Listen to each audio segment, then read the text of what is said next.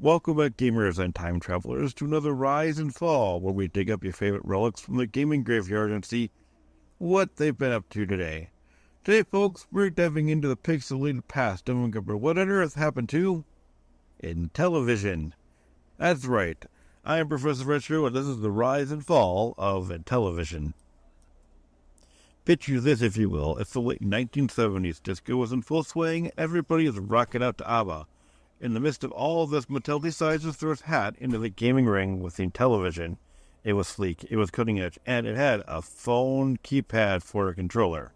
And it hit the markets and started giving Atari a run for its money, but then, just as quickly as it arrived, it seemed to have vanished into thin air. It was first released in 1979 at the Consumer Electronics Show, or CES, in Las Vegas, and it was introduced as a modular home computer that had the master component, with a price of $165. However, if you wanted to get a keyboard for it, it would also cost you about the same amount at that time. So for both, you'd be paying about $330. However, the price was raised after the Chicago Electronics Show to $250 each. However, with those prices, I would have rather gotten an Atari 2600. Intellivision was in source everywhere in the mid-80s and included a launch title, Las Vegas Poker and Blackjack. However, Intellivision was not the first one to try to go up against Atari. However, it was the first one to become a serious threat with a massive ad campaign starring George Plimpton showing side-by-side comparison of how superior the Intellivision was to the Atari 2600. Each Intellivision had 4K of RAM containing the exec software.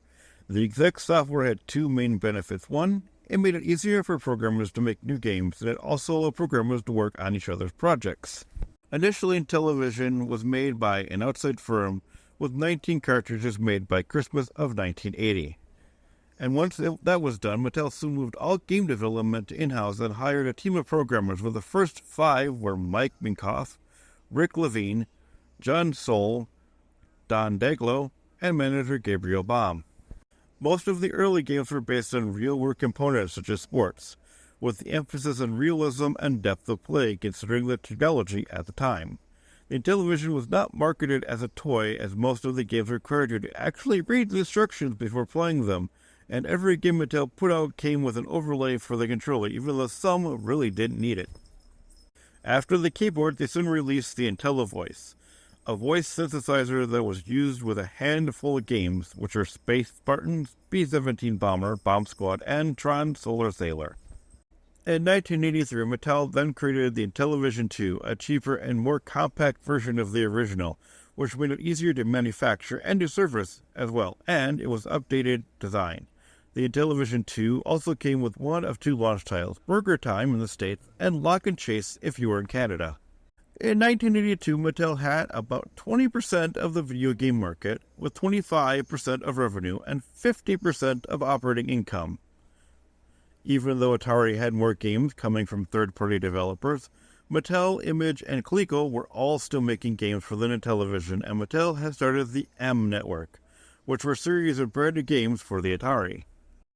However, during a loss, Mattel was still hiring programmers with optimism, and they hoped that investing in software and hardware development would pay off, and the M Network brand was soon branched out to personal computers. This caused the original 5 main programmers to the amount of 110 more people.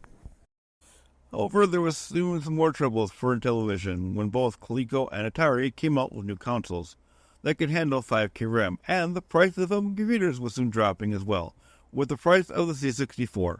And then the market was flooded with hardware and software that most retailers were rather ill-equipped to handle, which caused Mattel to stop hiring new programmers. The results of this were seen at the 1983 Consumer Electronics Show in June, when Mattel showcased a few new products which didn't fare well at all, which caused a lot of upper management to be replaced, starting with then President of Mattel, Josh Denham, who was replaced with Mark Morris, who brought with him the Mattel Electronics President and Marketing Director, Jeff Rothschild, as a consultant in all projects that were under review. The Intellivision 3 was then canceled, along with all new hardware development, which caused 660 jobs to be cut in August that year. And soon the price of the Intellivision 2 was dropped from $150 to $69, as well as turning Mattel Electronics into a software company. And in October 1983, the loss felt by Mattel Electronics was over $280 million, which caused over one-third of the programming staff to be laid off, with another one-third left.